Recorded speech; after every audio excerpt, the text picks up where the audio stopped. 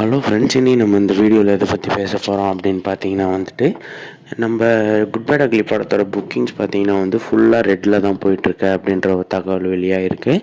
And அது மட்டும் இல்லாமல் நம்ம குட் பேட் அக்லி படத்தோடைய மைத்ரி மூவிஸ் அஃபிஷியலாக வந்து ஒரு மெசேஜ் ஒன்று போட்டிருந்தாங்க. இந்த படம் வந்து ஃபஸ்ட் டேவே வந்து 30 crores மேலே கலெக்ட் பண்ணியிருக்கு இந்த படம் அப்படின்னு சொல்லிட்டு.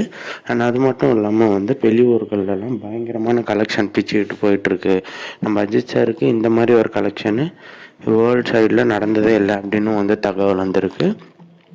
அண்ட் அது மட்டும் இல்லாமல் இப்போ பார்த்தீங்கன்னா வந்து நம்ம அஜித் சாரோட 64 கதையுமே வந்து நம்ம ஆதிக் பண்ணுறதா வந்து ஒரு தகவல் ஒன்று வெளியாக இருக்குது.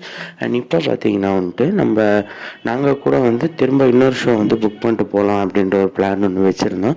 பட் நாங்களும் தேடி தேடி பார்த்தோம். பட் டிக்கெட்ஸ் வந்து ஃபுல் ரெட்டில் தான் போயிட்டுருக்கு. அண்ட் பயங்கரமாக ஃபேன்ஸ் செலிப்ரேட் பண்ணிகிட்ருக்காங்க இந்த படத்தை அப்படின்னு தான் சொல்லணும்.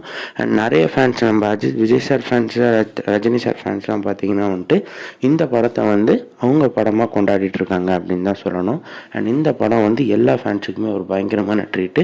அண்ட் அஜித் சார் ஃபேன்ஸுக்கு ஒரு ஃபுல் மீல்ஸ் அப்படின்னு தான் சொல்லணும் இந்த படத்தை. ஸோ யாருக்கெல்லாம் இந்த படம் பிடிச்சிருக்கா, குட் பேட் அக்லியை பற்றி உங்கள் ஒப்பீனியன் என்ன அப்படின்றத மறக்காமல் கமெண்ட்ஸில் சொல்கிறேங்க.